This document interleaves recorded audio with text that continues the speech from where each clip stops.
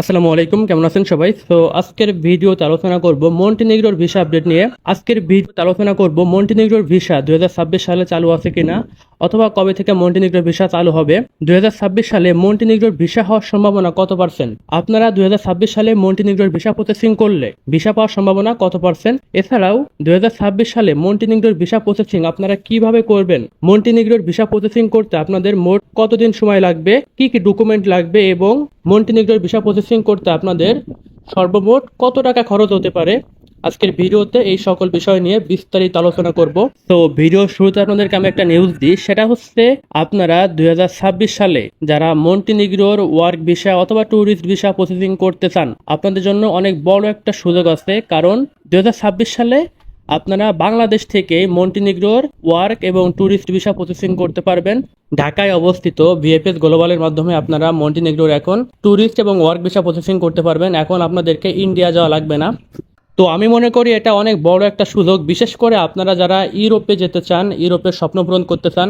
আমি মনে করি 2026 সালে যদি আপনি মন্টিনিগ্রোর ভিসা প্রসেসিং করেন, আশা করি আপনি মন্টিনিগ্রোর ভিসা পাবেন। কারণ বাংলাদেশ থেকে যেহেতু আপনি মন্টিনিগ্রোর ভিসা প্রসেসিং করতে পারতেছেন, আপনাকে এখন ইন্ডিয়া যাওয়া লাগতেছে না। দেখেন, বর্তমানে ইন্ডিয়ার ভিসা পাওয়া অনেক টাফ, ইন্ডিয়ার ভিসা পাওয়া অনেক কঠিন। এখন ইন্ডিয়ার ভিসা তেমন একটা হয় না বাংলাদেশিদের ক্ষেত্রে, এবং বাংলাদেশিরা ইন্ডিয়াতে বর্তমানে সেফ না, আপনারা এটা সবাই জানেন।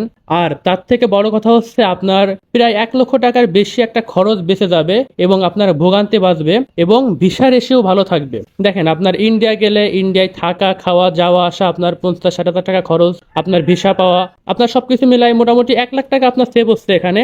আর আপনি যখন ইন্ডিয়াতে যে মন্টিনিগ্রো বা অন্যান্য দেশের ভিসা প্রসেসিং করবেন, আপনার ভিসা পাওয়ার সম্ভাবনা অনেক কম থাকবে। কারণ ইন্ডিয়াতে বাংলাদেশিদেরকে খুব বেশি প্রাধান্য দেওয়া হয় না। ইন্ডিয়াতে প্রথমে ইন্ডিয়ান এমপ্লয়, এরপরে নেপাল, তারপরে বাংলাদেশি। তো থার্ড পার্টির মাধ্যমে ভিসা প্রসেসিং করা আর নিজে নিজে সরাসরি ভিসা প্রসেসিং করা, এটা কিন্তু অনেক অনেক পার্থক্য এখানে। যেহেতু আপনি বাংলাদেশ থেকে মন্টিনিগ্রোর ভিসা প্রসেসিং করতে পারবেন, আপনার ভিসা পাওয়ার সম্ভাবনা অনেক বেশি থাকবে। এখানে আরেকটা পয়েন্ট আছে, ভিসা পাওয়ার সম্ভাবনা কেন বেশি থাকবে, সেটা হচ্ছে যেহেতু মন্টিনিগ্রো 2026 সালে তাদের কার্যক্রম সরাসরি বাংলাদেশ থেকে শুরু করেছে। আপনারা যদি ট্যুরিস্ট ভিসায় যান, সেক্ষেত্রে সরাসরি বাংলাদেশ ভিএফএস গ্লোবালের মাধ্যমে যেতে পারবেন ভিসা প্রসেসিং করে। আর ওয়ার্ক ভিসার ক্ষেত্রে ইউনাইটেড আরব আমিরাতে যে এম্বাসি আছে মন্টিনিগ্রোর, তারা সেখান থেকে প্রসেসিং করবে। আপনারা ভিএফএস গ্লোবালের মাধ্যমে ফাইল জমা দিলে তারা সেখান থেকে আপনাদের ভিসা প্রসেসিং করে দিবে এবং আপনারা তুলনামূলক অল্প সময়ের ভিতরে রেজাল্ট পেয়ে যাবেন। যেখানে আগে ইন্ডিয়াতে ভিসা প্রসেসিং করতে আপনার ওয়ার্ক পারমিট পাওয়ার পরও 3-4 মাস সময় লাগতো আপনার শুধু রেজাল্ট আসতে, এবং বেশিরভাগই ফাইল রিজেক্ট হতো। যেহেতু মন্টিনিগ্রো নতুন ভিসা প্রসেসিং চালু করছে বাংলাদেশ থেকে, তারা পরীক্ষামূলক ভাবে হলেও ওয়ার্ক ভিসা এবং ট্যুরিস্ট ভিসা কিছু হলেও দিবে। শুরুতে ভিসা পাওয়ার সম্ভাবনা বেশি থাকবে, কারণ তারা পরীক্ষামূলক ভাবে হলেও ভিসা দিবে। তারা দেখবে আসলে বাংলাদেশিরা মন্টিনিগ্রোতে যে দেশের নিয়ম মেনে কাজ করতেছে কিনা, যারা ট্যুরিস্টে যাচ্ছে তারা তাদের শর্ত অনুযায়ী ভ্রমণ করে আবার দেশে ফেরত আসতেছে কিনা, এবং যারা ওয়ার্ক ভিসায় যাচ্ছে তারা যে কোম্পানির ভিসা পেয়েছে সেই কোম্পানিতে মন্টিনিগ্রোতে যে স্থায়ীভাবে কাজ করতেছে কিনা, তারা এগুলো পরীক্ষা করার জন্য হলো আপনাকে ভিসা দিবে। তারা দেখবে যে এই সুযোগে বাংলাদেশিরা মন্টিনিগ্রোকে ইউরোপে ঢোকার একটি রুট হিসেবে ব্যবহার করতেছে, নাকি তারা সঠিকভাবে মন্টিনিগ্রোতে যে তাদের কার্যক্রম সম্পূর্ণ করতেছে। তারা এই পরীক্ষামূলক ভাবে হলেও শুরুতে ভিসা দিবে। তো যদি আপনারা এখন 2026 সালে শুরুতে যদি আপনারা মন্টিনিগ্রোর ভিসা প্রসেসিং করতে চান, আমি মনে করি এটা একটা বেস্ট অপশন। তো আপনাদেরকে আমি ট্যুরিস্ট এবং ওয়ার্ক ভিসা দুইটার প্রসেসিংয়ে বলে দিব, কি কি ডকুমেন্ট লাগবে A to Z বলে দিব। যদি আপনারা ওয়ার্ক ভিসায় মন্টিনিগ্রো বর্তমানে বাংলাদেশ থেকে প্রসেসিং করে যেতে চান, সেক্ষেত্রে আপনার সময় লাগবে 4 থেকে 6 মাস। এর ভিতরে আপনি ফলাফল পেয়ে যাবেন। ম্যাক্সিমাম আপনার 4 মাসের ভিতরে আপনি ফলাফল পেয়ে যাবেন। আপনার মোটামুটি যদি এজেন্সি ভালো হয়, তাহলে 2 সপ্তাহের ভিতরে আপনি মন্টিনিগ্রোর অফার লেটার পেয়ে যাবেন। অফার লেটার পাওয়ার মোটামুটি 3 থেকে 4 সপ্তাহের ভিতরে ওয়ার্ক পারমিট পেয়ে যাবেন। ক্ষেত্র বিশেষে সময় আরো কিছু বেশি লাগতে পারে। এরপরে আপনার ভিসা, আপনি ভিএফএস গ্লোবালে ফাইল জমা দিলে মোটামুটি 4 সপ্তাহের ভিতরে আপনি ফলাফল পেয়ে যাবেন, আপনি ভিসা পেয়েছেন অথবা আপনার ফাইল রিজেক্ট হয়েছে। তো এই টোটাল প্রসেসিংটা আপনার 3-4 মাস। যদি আরো বেশি সময় লাগে কোনো কারণে, তাহলে 5 থেকে 6 মাস। এর ভিতরে আপনি মন্টিনিগ্রোর ওয়ার্ক ভিসা প্রসেসিং করতে পারবেন। এতে করে আপনার সুবিধা হচ্ছে আপনি ফাইল জমা দিলে, ভিসার জন্য ফাইল জমা দিলে মোটামুটি 1 মাসের ভিতরে আপনি রেজাল্ট পেয়ে যাবেন। যদি আপনার ফাইল ক্যান্সেল হয় তাহলে কি কারণে ক্যান্সেল হয়েছে সেটার আপনি সমাধান করে পুনরায় আবার অ্যাপ্লাই করতে পারবেন। আর যদি আমি ট্যুরিস্টের কথা বলি, ট্যুরিস্টে আরো কম সময় লাগবে। ট্যুরিস্টে আপনার ওয়ার্ক ভিসার থেকে অর্ধেক সময় লাগবে। আপনারা জানেন ট্যুরিস্ট ভিসার ক্ষেত্রে খুব বেশি সময় লাগে না। ট্যুরিস্ট ভিসার ক্ষেত্রে আপনার জাস্ট আপনার প্রয়োজন ভালো একজন এজেন্সি, এবং অবশ্যই আপনাদের যাদের প্রোফাইল ভালো আছে, যাদের 5-6টা দেশ ট্রাভেল করা আছে, যাদের ট্রাভেল হিস্টোরি ভালো, যাদের ব্যাংক ব্যালেন্স ভালো আছে, শুধুমাত্র তারাই ট্যুরিস্টে অ্যাপ্লাই করবেন। তাদের জন্য ওয়ার্ক বিষয় আমি মনে করি না ওয়ার্ক বিষয় অ্যাপ্লাই করা ভালো হবে। যাদের অ্যাবিলিটি আছে, যাদের প্রোফাইল ভালো, তারা অবশ্যই ট্যুরিস্টে অ্যাপ্লাই করবেন। ট্যুরিস্টে অ্যাপ্লাই করে আপনি মন্টিনিগ্রো গেলে বৈধভাবে আপনি ট্যুরিস্ট ভিসাকে ওয়ার্ক পারমিটে কনভার্ট করতে পারবেন, অর্থাৎ ওয়ার্ক ভিসায় কনভার্ট করতে পারবেন। কিভাবে কনভার্ট করবেন? মনে করেন যে আপনি বাংলাদেশ থেকে মন্টিনিগ্রোতে ট্যুরিস্ট ভিসায় গেলেন, আপনার ভিসাটা হবে মাল্টিপল ভিসা, অর্থাৎ আপনি মন্টিনিগ্রো যাওয়া আসা করতে পারবেন একাধিকবার আপনি এন্ট্রি নিতে পারবেন, এবং আপনার ভিসার মেয়াদ থাকবে 6 মাস। 6 মাসের আপনি ট্যুরিস্ট ভিসা পাবেন। এখন মন্টিনিগ্রোতে যাওয়ার পর এখানে 3টা অপশন আছে। প্রথমত, আপনার যে এজেন্সি আছে তারাই আপনাকে একটা জব খুঁজে দিবে মন্টিনিগ্রোতে যাওয়ার পর। দ্বিতীয়ত, যদি আপনার রিলেটিভ কেউ থাকে মন্টিনিগ্রোতে তাহলে তার মাধ্যমে আপনি একটা জব ম্যানেজ করতে পারেন। তৃতীয়ত, যদি আপনার অ্যাবিলিটি থাকে তাহলে আপনি নিজেই মন্টিনিগ্রো যাওয়ার পর যে কোনো একটা কোম্পানি থেকে জব অফার লেটার পেতে পারেন। যদি আপনি মন্টিনিগ্রোতে ট্যুরিস্ট ভিসায় যাওয়ার পর কোনো কোম্পানি থেকে জব অফার লেটার পান তাহলে আপনি বৈধভাবে খুব সহজেই আপনার যে ট্যুরিস্ট ভিসা আছে ট্যুরিস্ট ভিসাকে আপনি ওয়ার্ক পারমিটে কনভার্ট করতে পারবেন। এতে করে আপনার সময় বাঁচবে এবং খরচও বাঁচবে। ট্যুরিস্ট ভিসার ক্ষেত্রে আপনার খুব বেশি টাকা প্রয়োজন হয় না, এবং ট্যুরিস্ট ভিসার ক্ষেত্রে আপনার অল্প সময় লাগে ওয়ার্ক ভিসার তুলনায়। তো যাদের অ্যাবিলিটি আছে, যাদের প্রোফাইল ভালো, তারা 2026 সালে মন্টিনিগ্রোর ট্যুরিস্ট ভিসার জন্য অ্যাপ্লাই করবেন। আর যাদের প্রোফাইল খারাপ, আপনারা অবশ্যই ওয়ার্ক ভিসার জন্য অ্যাপ্লাই করবেন। ওয়ার্ক ভিসার জন্য অ্যাপ্লাই করলে আপনাদের মোটামুটি 4 থেকে 6 মাস সময় লাগবে। আর কত টাকা খরচ হতে পারে? যদি আপনি ওয়ার্ক ভিসায় যান সেক্ষেত্রে আপনার মোটামুটি 6 থেকে 8 লক্ষ টাকা খরচ হবে ওয়ার্ক ভিসায় গেলে। আর ট্যুরিস্ট ভিসায় গেলে আরো কম লাগবে। এটা ডিপেন্ড করবে আপনারা যে এজেন্সির মাধ্যমে যাবেন তার সঙ্গে কত টাকার ভিতর আপনারা কন্ট্যাক্ট করতে পারেন। আর ওয়ার্ক ভিসায় গেলে কি কি ডকুমেন্ট লাগবে, ট্যুরিস্ট ভিসায় গেলে কি কি ডকুমেন্ট লাগবে আপনাদেরকে আমি এখন বলে দিচ্ছি। যদি আপনি ট্যুরিস্ট ভিসায় মন্টিনিগ্রো যেতে চান 2026 সালে, তাহলে আপনার ডকুমেন্ট লাগবে পাসপোর্ট। আর আমি কিন্তু আগেই বলেছি অবশ্যই আপনার ট্রাভেল হিস্টোরি থাকা লাগবে। সাদা পাসপোর্টে আপনাকে মন্টিনিগ্রো ট্যুরিস্ট ভিসা অবশ্যই দেবে না, আপনি অ্যাপ্লাই করলেও লাভ হবে না। তো যদি আপনার ট্রাভেল হিস্টোরি থাকে সেক্ষেত্রে আপনি অ্যাপ্লাই করবেন। আপনার ডকুমেন্ট লাগবে পাসপোর্ট, 2টা ফাঁকা পেজ থাকা লাগবে। এরপর লাগবে কভার লেটার। কভার লেটারে আপনার স্পষ্টভাবে উল্লেখ করে দেবেন যে আপনি মন্টিনিগ্রো যাচ্ছেন ভ্রমণ করতে। আপনি ভ্রমণ শেষ করে অবশ্যই আপনার দেশে ফিরে আসবেন।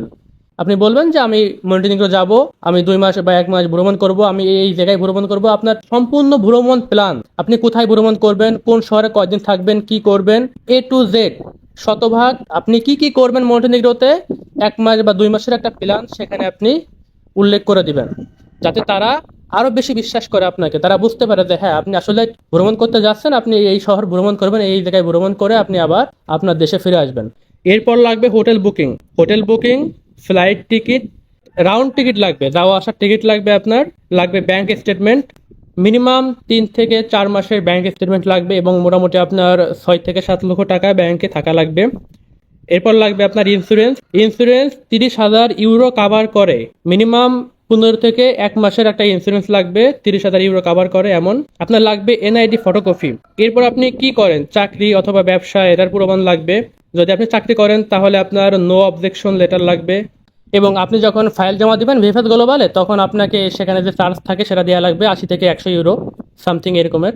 আর ট্যুরিস্ট ভিসার ক্ষেত্রে আপনার মোট কত টাকা খরচ হতে পারে ডকুমেন্টে আমি আপনাদেরকে একটা আইডিয়া দিয়ে দিচ্ছি। সেটা হচ্ছে ভিসা ফি লাগবে আপনার 12,000 টাকা, ভিএফএস চার্জ লাগবে 5,000 টাকা, ডকুমেন্ট করতে আপনার মানে সব ডকুমেন্ট ম্যানেজ করতে আপনার 8 থেকে 10,000 টাকা খরচ হবে, ইন্স্যুরেন্স করতে লাগবে আপনার 3,000 টাকা, হোটেল টিকিট দিয়ে আপনার প্রায় 50,000 টাকা লাগবে। এরপর আপনার ফটো, কুরিয়ার এগুলো দিয়ে মোটামুটি আপনার 60 থেকে 70,000 টাকা লাগবে শুধু এগুলো খরচ। আর এজেন্সি ফি, এটা নির্ভর করবে আপনার উপর, আপনি কত টাকার ভিতর এজেন্টের সঙ্গে কন্ট্যাক্ট করতে পারেন। তো আপনারা যদি ট্যুরিস্ট ভিসায় মন্টিনিগ্রো যেতে পারেন তাহলে কিন্তু আপনাদের অনেক টাকা সেভ হবে। তো ওয়ার্ক ভিসায় যদি আপনারা যান সেক্ষেত্রে আপনাদের কি কি ডকুমেন্ট লাগবে, ওয়ার্ক ভিসায় গেলে আপনাদের লাগবে পাসপোর্ট, জব অফার লেটার, অবশ্যই জব অফার লেটার অরিজিনাল হতে হবে। যদি জব অফার লেটার ফেক হয় তাহলে কিন্তু আপনাদের ভিসা প্রসেসিং শুরুতেই রিজেক্ট হয়ে যাবে।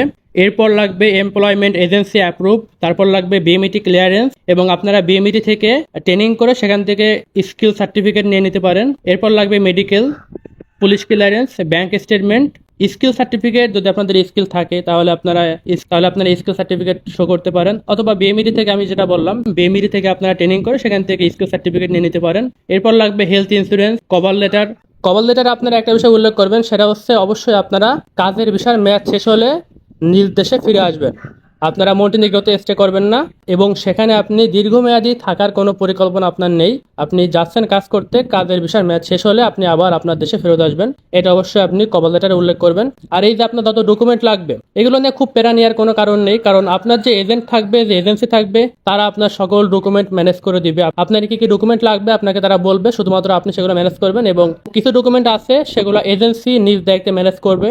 আপনার কভার লেটার, ইন্স্যুরেন্স শুধুমাত্র আপনি এজেন্সিকে পে করলে এজেন্সি সব ডকুমেন্ট ম্যানেজ করে দিবে। ট্যুরিস্ট এবং ওয়ার্ক দুইটার ক্ষেত্রেই আপনার যত ডকুমেন্ট লাগবে সবকিছু আপনার যে এজেন্সি থাকবে, এজেন্সি যদি অভিজ্ঞ হয় তাহলে আপনার প্রত্যেকটা ডকুমেন্ট সঠিকভাবে সে ম্যানেজ করে দিবে। আশা করি আপনারা বুঝতে পেরেছেন যে কিভাবে 2026 সালে মন্টিনিগ্রোর ভিসা প্রসেসিং করবেন এবং আপনারা কে কোন ক্যাটাগরি ভিসায় যাবেন, কার জন্য ট্যুরিস্ট ভিসা ভালো হবে, কার জন্য ওয়ার্ক ভিসা ভালো হবে।